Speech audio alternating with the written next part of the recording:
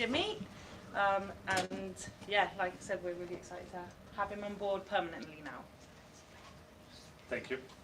Welcome everyone. Happy to be here. Happy to answer questions that you all have. I think I've talked a lot already the last few days, so it's more up to you guys if you have any questions. I think I'm very excited to be here. I express the gratitude towards the club, towards Kelly, towards everyone that I've talked to in the last few weeks.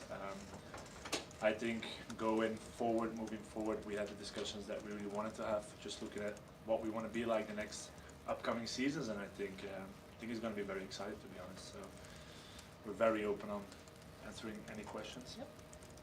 All right, on that note, we'll go ahead and get started. Amy. Then from there, we'll just pass the mic around. Congratulations. Just wondering if you could talk us through sort of how you found out you were going to be taking over, what it's like also to go from being an assistant, especially when it came into the game to the season later, and then to know you're going to have to take over, like what kind of emotional and physical and tactical things did you face right in that moment? I think first of all, when I got the news, I was quite surprised, to be honest. But I think it offers also a lot of mental rest, just being able to look forward, just being able to not look until the end of 2024, but just being able to look on the longer term, because I think that's something as a club, as an organization, everyone needs the longer term vision, looking at how do we want to be, how do we want to look like in the upcoming years. And I think that was, for me, was the most important part of being appointed or receiving the message that the organization wanted me to become the head coach, that offers like the opportunity for us to just look forward and start making decisions based upon what we know or how we want to look like in the upcoming season. Obviously, when you look at a group and you have 6 months, but when you look at a group and you know you have 2 years and 6 months, 3 years maybe, that offers a lot of rest, and that also offers another approach towards players. You can give them more time, you can give them more rest, and really work on the longer term with players as well. And I think that's very important. Obviously, results, performances are very important, but once you get that message, you can also just spread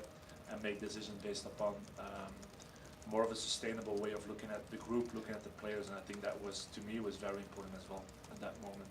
Will you go back to when you took over as interim though, when Amy was released? What was that like?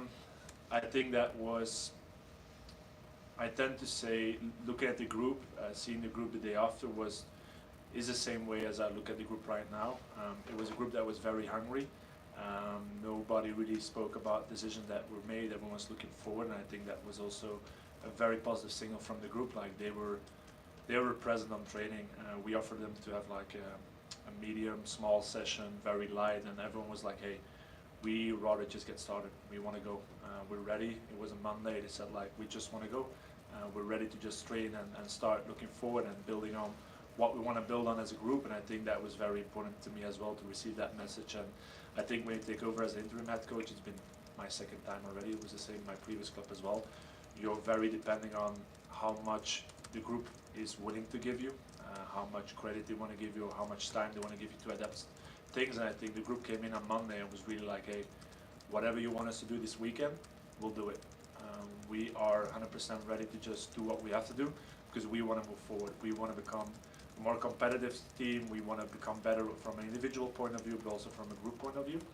And I think that's still the most important part of being appointed as an interim head coach, just the buy-in of the team, looking at different types of players that you have in the team. Obviously, you'll have players that right away want to jump with you. You'll have a few that you have to convince. You'll have a few to whom you have to prove yourself.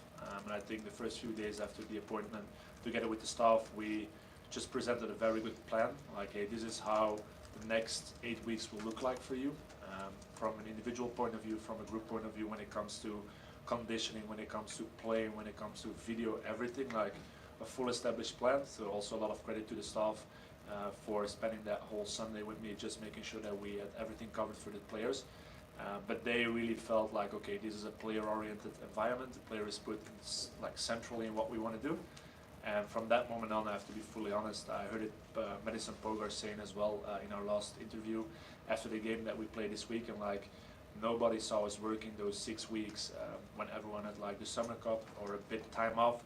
We were working very hard, and that's obviously what they did. They worked very hard, but they also allowed the staff to just do what we think is the right thing to do. And I put the emphasis on what we think. Obviously, everyone has a certain way of working. we introduced our way of working, and we have to be honest with the group, like, they went all in straight away, and they're still doing it on a daily basis, and I think that's just very important. Was there a moment as a club that you knew Jimmy was going to be your long-term solution here? I think he had an immediate impact with the group, and we saw the conversations and the relationships that he was building with the players, which was extremely positive. So from the off, it was like a good start. But just then, obviously, this league is completely different to any in the world, and it was new to Jimmy. So it was myself just wanting to give him time in the league and give the club time in the league to see how we would do and how competitive can we be. And yeah, I think it was just being more positive. Every week we stepped out on the field, every training session, every conversation I was having with Jimmy, with the players, and I think every week just became more and more undoubtable that he was going to be the head coach. And maybe it's the same answer that Jimmy gave, but was there is there a reason to do this now as opposed to maybe waiting to the off season to remove the interim tag? Yeah, I think the reason for it now is that we can start planning, and not just planning for next season, planning long term. Obviously, I have my long term plans for the club, but it's important that the head coach is involved in that, and I want Jimmy to be involved in that. And the sooner we could get this out, it's easier for him to have conversations with players that we might want to bring in, or we're talking to players that are in the current squad, that he can actually go, this is what we're planning going forward. And I think we've got a good plan in terms of where we want to go and what we want to achieve, and I'm just glad that we've got him secured down and we can now start looking to the future. I want to ask kind of a similar thing to Jimmy as that, but you touched on it a little right there. When the coaching changeover and everything happened, you were pretty clear, you guys in leadership were pretty clear that you were building not just for this year but for the future, getting a jump start on 2025 and all that. Do you feel like you saw something out of kind of Jimmy and his team that gives you that jump start, I guess, not just on 2025 but for beyond? Like, did you kind of see maybe pockets of what they could be moving forward? Yeah, definitely. I don't think we saw at the start of the season or the first half of the season the players at their best and the quality that we actually had in this squad. I think obviously there was questions in terms of some of the players that we brought in and the direction of the club, and being able to compete in this league. There was question marks from outside looking in, and I think the one thing that Jimmy's done has been able to allow those players to really show themselves and show that they can compete in this league, and show that we as a team that we can compete in this league. And I think that was the part that actually we've got a squad that are very, very capable of competing in this league, and I don't think they showed that. I wasn't able to show that at the start of the season. I think credit to Jimmy, he's been able to bring that out of the players, and I think that's given us a really, really strong platform now to push forward and look to the future. Jimmy, kind of similar question there. You touched on this actually after the game over the weekend about building for the future, but when you came in as an interim, was it tough to kind of think about building for the future, because your job at the time, I guess, was as much up in the air as anybody else as an interim head coach and all of that? Like, you obviously didn't know if you would be around after this season, so how quickly, I guess, did you kind of move towards not just building for this year but for next year and potentially beyond? I think after the appointment we had a dinner with both ownership, with also the leaders of this club, and I think we talked a lot about the longer term, just how do we want this team to look like. And I think as an interim head coach, I didn't feel the urge to prove myself, but to just start working towards that future plan. And I think in the end, you can try to prove yourself, or you can try to already start building towards whatever you want this club to look like. And I think just doing that, also looking at players in a different way. Like I said, we started doing a lot of individual training sessions with players. Again, looking forward, we detected the high potential players within the group. We started working on an individual base with them, and I think that is just something that we wanted to do.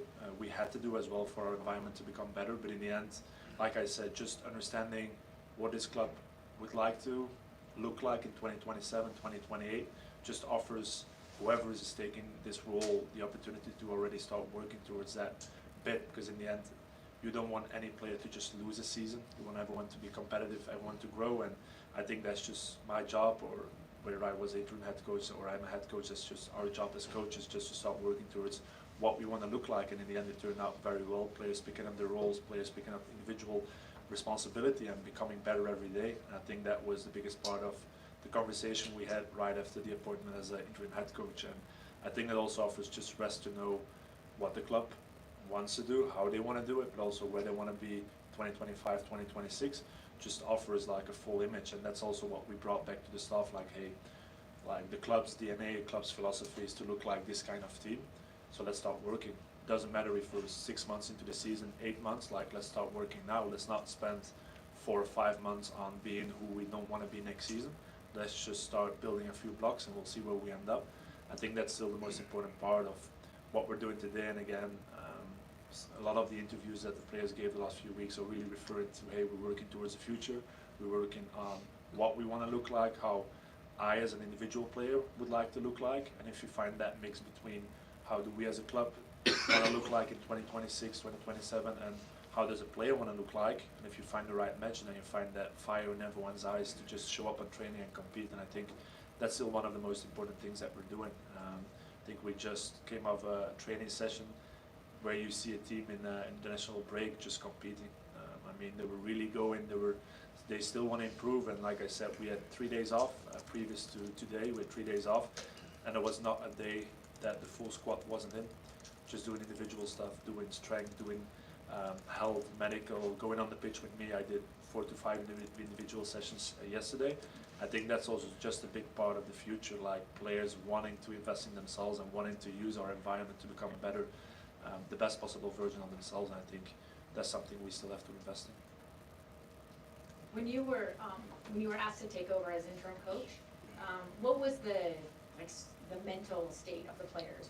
Because losing that much and having that lack of success on the field for a professional athlete has to be demoralizing. And how did you address that? I think the most important part is and that's very typical to women's soccer in general, is like you present them a plan and you explain them why. I think that's still the most important part. Like, we presented them something.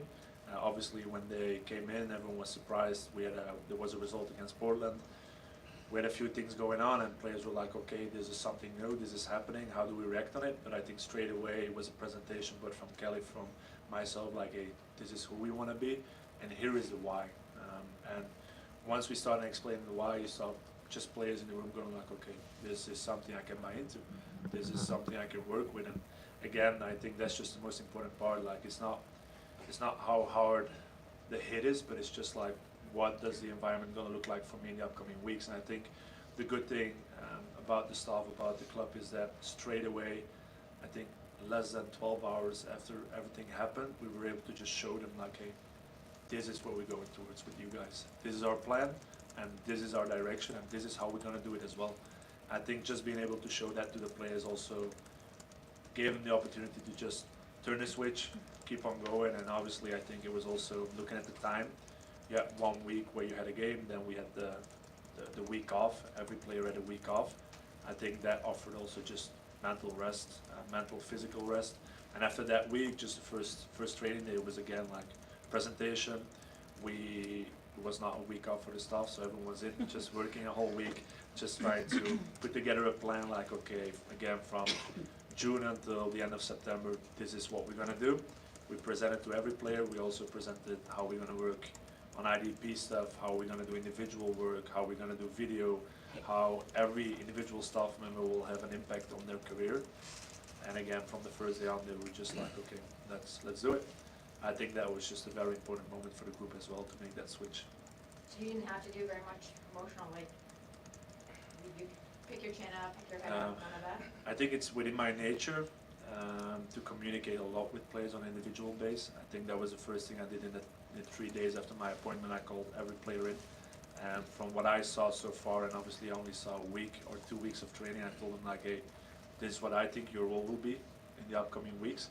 Are you willing to take up this role? Like, this is a responsibility that I give to you. Yeah, this is what I expect from you. you can express your expectations with me. I'll write everything down and we'll find a match, and that will be our working relationship. And I think, again, that's just something I do on a daily basis, just talking a lot with players. And I very often also get asked questions about my age. Like a few players are older than you, more experienced than you, and that's true. That's perfectly okay. But as long as you have a good relationship with them and you understand where they want to go and they understand where I want to go, and we both, on both sides, we get to prove how we're going to do it, and I think you just establish a very good relationship. And I think that's just very important. Like players like Claudia as knows, but also Chloe like us, like just involving them in the things that I would like to do. I will never ask for approval. I will just ask them like, hey, do you feel good doing this? Do you feel okay? How do you feel? Because in the end, they're going on the pitch and they have to execute whatever we think is the best thing to do. And if they don't feel comfortable, we might just adapt slightly or have a look at how we can do these things differently for every player to feel comfortable and competitive. I think that's just something we'll have to keep on doing and just have a good relationship, talking, communicating, and then obviously when a player doesn't accept the role, then there is a decision that we have to make, because we want everyone to feel really well in our environment, competitive, and also give the feeling that they're growing as an individual. And if one of those three elements doesn't work anymore, then there is just something going on in our relationship, and then we have to find solutions. So I think that's just an important part of how we work as coaches, as an organization. Thank you. Jimmy, you've referenced the potential of this team in the future, the plan that you have for them. As a head coach, what do you like about a challenge? The challenge specifically of taking basically a brand new team and turning them into an eventual championship contender? That's everything you like as a coach. I think not only as a coach but also as a player. Like I think back in Belgium as well, but here as well, I think our main phrase as a staff is that we want to create the most powerful and challenging environment for every player and staff member. And even as staff members, like on a daily basis, we should be improving. If we have medical staff, if we have performance staff, like on a daily basis, they should be improving themselves in order again to create a more powerful environment for the players. So I think the challenge as a coach is, and I think definitely looking at the league as well, is it's very adaptive, it's very evolving on a daily basis. There are some European coaches coming into the league trying to play in a different way than this league has been playing the last few years. So again, it's adapting, it's making sure you're up to date with everything that could potentially happen. And then again, it's introducing how you want to do, how you want to play, and how you would like to translate obviously the Royals way of playing and how this club want to look like. And I think we had some conversations. I had a very interesting conversation with Jason as well, looking at what is the philosophy. Do we want to develop players? Do we want to have just buy players? What do we want to look like? And if you find that good mix of, okay, this is what we want to be, this is how we want to look like, and then you can translate that to the staff and the players, that's how you create challenges for yourself and for players. And I think that remains, to me, that remains the basic energy that you have to give to a group, challenge them on a daily basis. If it's in a warm-up, if it's in a 5v5, the most, I would dare to call them the most stupid things on a pitch, we need to challenge them, because once you find that fire in someone's eyes, that's what keeps them going. And I think that's just very important.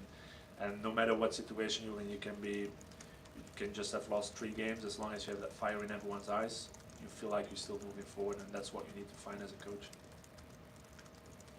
Kelly, what values had you identified, results aside, which are difficult to argue with, what values had you identified as crucial for the head coaching position, and how did you see those in Jimmy?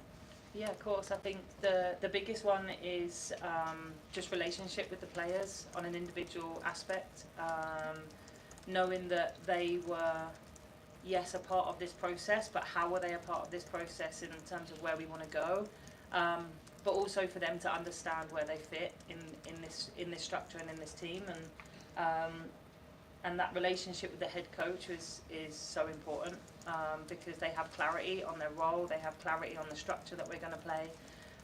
So that was the key piece for me, really finding someone that was really player-centered, and then just making sure that was somebody that was really going to invest in these players, and it wasn't just about them, it wasn't just about the club, it was actually about every day what we do with these players, from an individual aspect. Like I said, Jimmy's mentioned a number of times, like the individual development programs that he's producing for players. It's not just on pitch, it's film analysis, it's gym, it's psychological support, it's nutrition support. So from a whole IDP point of view, like he's really honing in on the players, and I think that's what's really given him the belief to get the results on the pitch. But yeah, it was finding someone that was really player-centred and that was going to bring the best out of these players. Thank you. And as I said, impossible to argue with results both in Belgium and here so far, but do you have an answer for a small segment of the fan base who is disappointed that they don't have a female head coach leading the team? Yeah, of course, I understand. I think what we have done is the appointment of Jimmy. I think he's shown that he's empowered our female players to produce what they're producing on the pitch. We have, I know it's not just a head coach role, but we have over 70% of the Royals dedicated staff that are female, and we have more appointments coming up.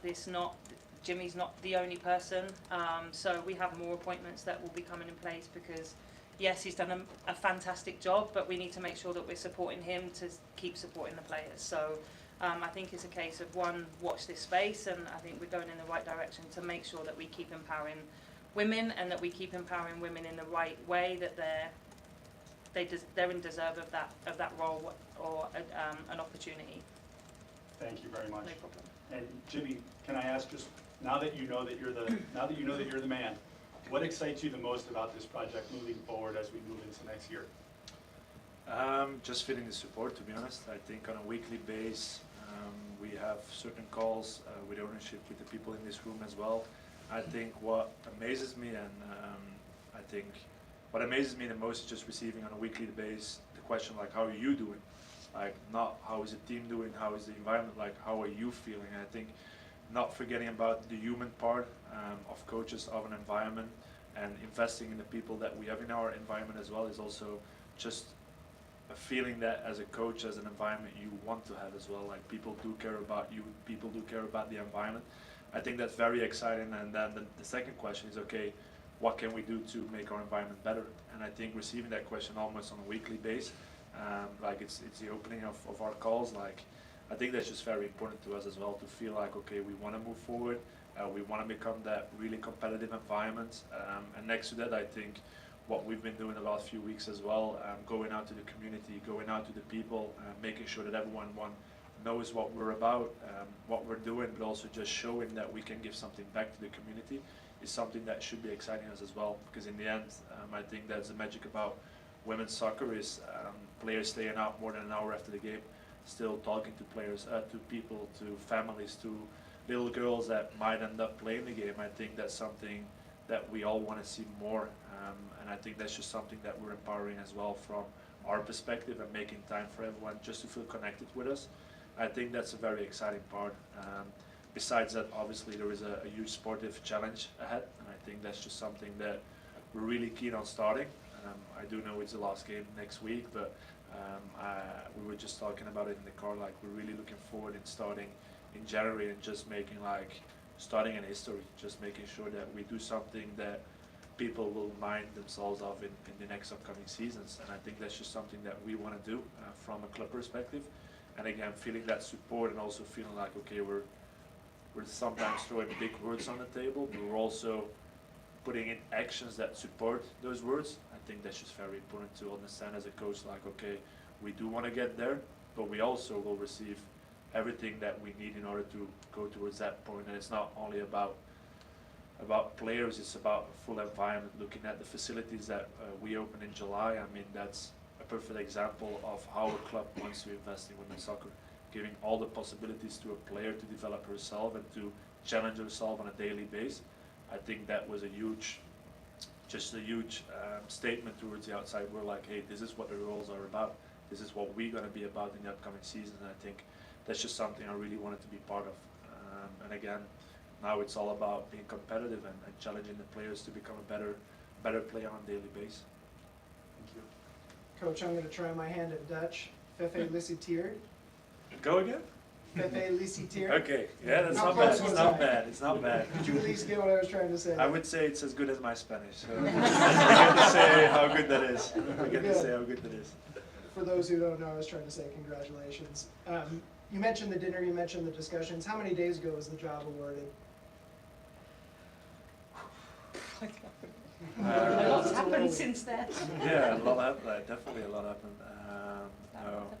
Yeah, I think about a month ago we just started looking at everything, but I think before you go into, there is definitely a part of when you go negotiating and everything, but I think we were also just very down to earth in terms of, okay, let's just make sure that on both sides of this table that we're looking at the same. And what I mean by that is how I look at the game and how I want players to feel. I wanted to feel that the club wants the same. And again, I think after a few days, after a week, we looked at each other and we're like, hey, we both want this team to be successful, but also every possible person in our environment to be very successful, whether it's a staff member, whether it's a player, whether it's someone that is working on the administration side of the roles. Like, we want everyone to be successful. And I think just knowing that from each other and looking forward, and also again receiving those opportunities to create that sort of environment, I think after a week we really decided, okay, let's keep on talking, let's make sure that we end up in a good situation towards each other. How quickly did you call family back home, and what's been their reaction to your success in the States? Well, it would be the only time where I say that the time difference of 8 hours was in my advantage. So I think when it's 10 p.m. in the evening here, it's early morning, 6 a.m. Back in Belgium. So I think we had a discussion in the same evening. I just gave my father a call saying like, well, I might stay just a bit longer. So now obviously everyone at home was very happy for me just to stay here. It's also a tough decision as a parent to make, like knowing I was going on an adventure, and you start an adventure as saying like, well, I'll be back in 1 year and a half, and you end up saying, well, that might be just a bit longer, I don't know. And I think it even turned into, well, I really like it here, so I might just be even longer than what everyone's thinking. I would like to stay there. So again, I think that's just something, looking back at my environment, looking back at my parents as well, I think what they did very well is challenge me also on a daily basis. I think I'm a very good representation on the way that I was raised as a person. Nothing was very easy, everything was a challenge, and I think that was something my parents did very well, just making sure I had everything I needed, but also making sure I realized that I'm not going to get everything in life just like that, and I'll have to work for it. And I think getting that balance from home also offers me just a clear view and a very down-to-earth mentality when it comes to steps that I'm making as an individual, but also something I like to translate towards a group. Like, nothing's for granted, everything needs to be earned, and that's on a daily basis. I think that's just very important as well. Sorry, John, we got time for one more, so I'm going to go ahead and let Jackie on the Zoom ask her question before we wrap things up here. Thank you. Hi, Jimmy. Congratulations.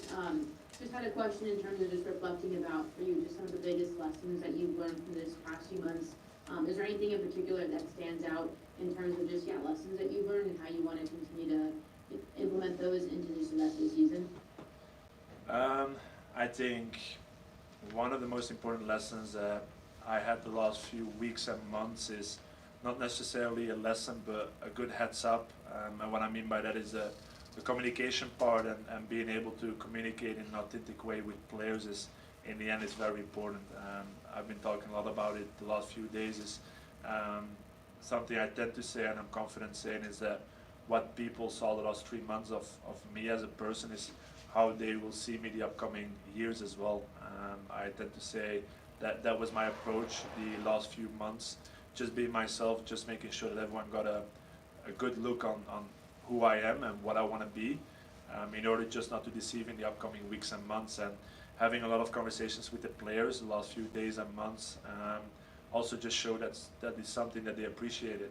It's not about me being a certain person, it's more about just knowing where they're at, just knowing what I expected to do, the expectation part again. And I think I've been a bit emotional 2 days ago when I had like the whole interview photo shoot element, and I was walking through our performance center where we had a few players working out, and they all approached me. They were all very happy, and they were all very authentic and very open as well. And I think that's just a very important part to me as well, like the players embracing the moment and being happy with my appointment. That also shows that the last few weeks and months we've done something in a good way, because in the end what we're doing is appreciated by them. So I think that to me was a sort of a confirmation. I maybe didn't need it in a way, but I did receive it in a very, very positive way. And I think that's just something that I learned. Again, it's like, just be yourself out there, because in the end, the more you try to be someone else, the more you will not succeed. And in the end, an environment or a player group will have to work with you as a person in the way that you are. I think that's the easiest thing as a coach, just going out there and being yourself on a daily basis. All right, thanks everyone. That's all the time we have. But thank you, Jimmy. Thank you, Kelly, for your guys' time today. Thank you, guys.